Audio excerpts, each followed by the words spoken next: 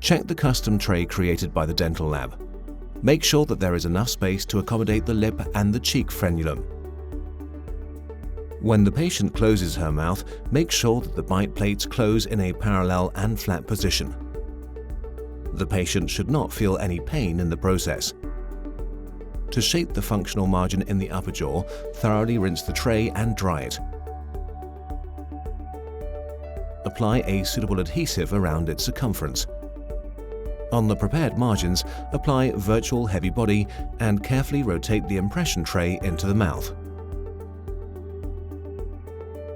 Ask the patient to suck on your finger once or twice and to move the lower jaw to the right and to the left. This activates the muscles. Next, insert the tray in the lower jaw. Ask the patient to close her mouth. While the patient lightly bites on the bite plates, she is asked to make certain functional movements. She alternates between pursing the lips and smiling.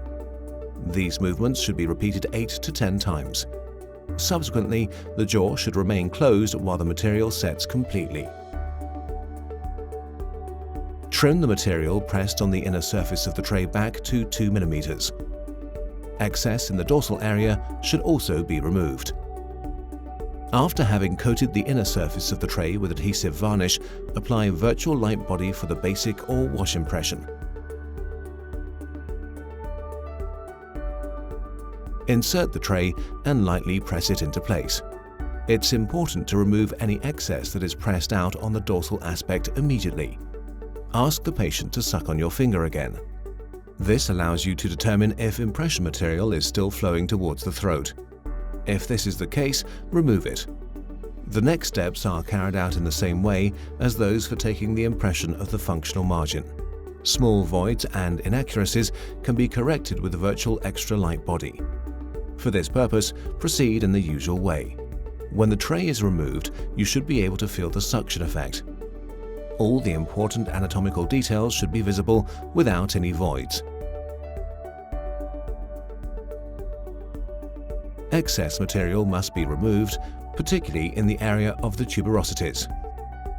The functional impression of the lower jaw is taken in the same way as that of the upper jaw.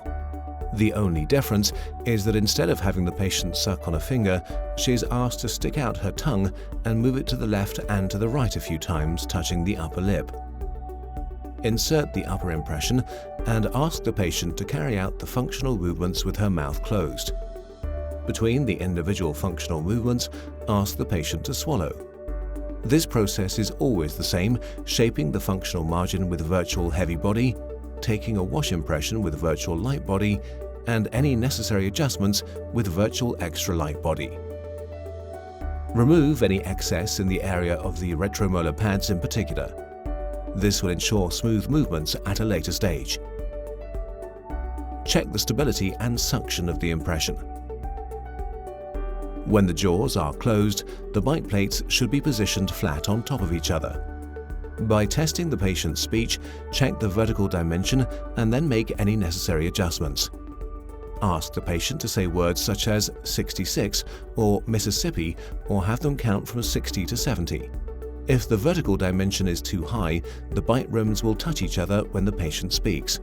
In this case, remove one of the rims and test the situation again. If the vertical dimension is too low, you can increase it in millimeters with wax plates.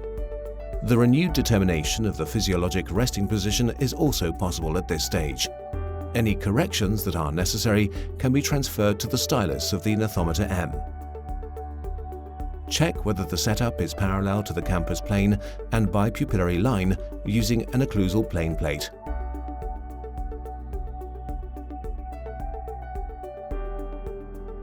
To prepare for the registration, remove the white bite plates. Adjust the vertical dimensions if necessary by rotating the screw. One rotation corresponds to 1 mm. Secure the adjusted screw with some wax.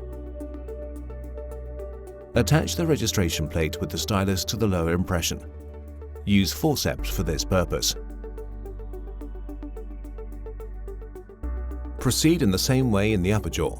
Use a wax crayon and Bunsen burner to color the registration plate. Make sure to cool the plate thoroughly with water after coloring it. Inform the patient about the possible risk of injury before you insert the two impressions together with the mounted gnathometer CAD. The patient's tongue must not enter the space between the plates. The patient carries out protrusive and laterotrusive movements to the left and to the right.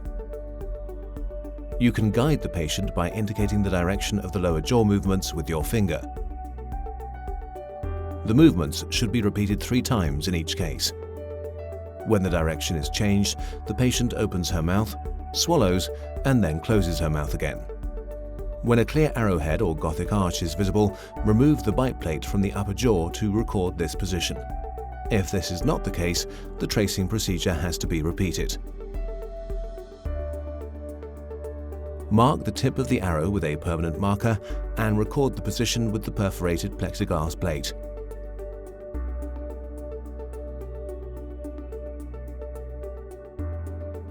In order to verify this position, ask the patient to find the centric position herself several times in a row.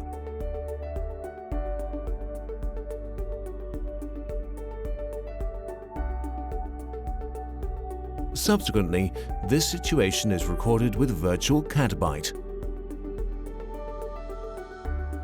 You can now mark the midline and, if necessary, other referencing lines for the dental technician.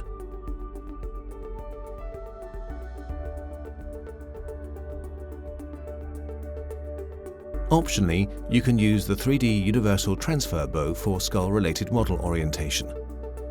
Attach it directly to the gnathometer M by means of the 3D joint.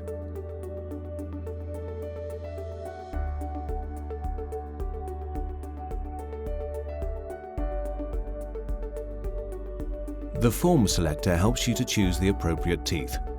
The integrated facial meter is used to determine the width of the nose. This information provides a reference for the size of the teeth. Together with the patient, you can now select the desired tooth shape and shade. It's also important to find out from the patient if they would like the anterior teeth to have a straight, natural, or individualized position. Subsequently, send all the information you have collected to the dental laboratory.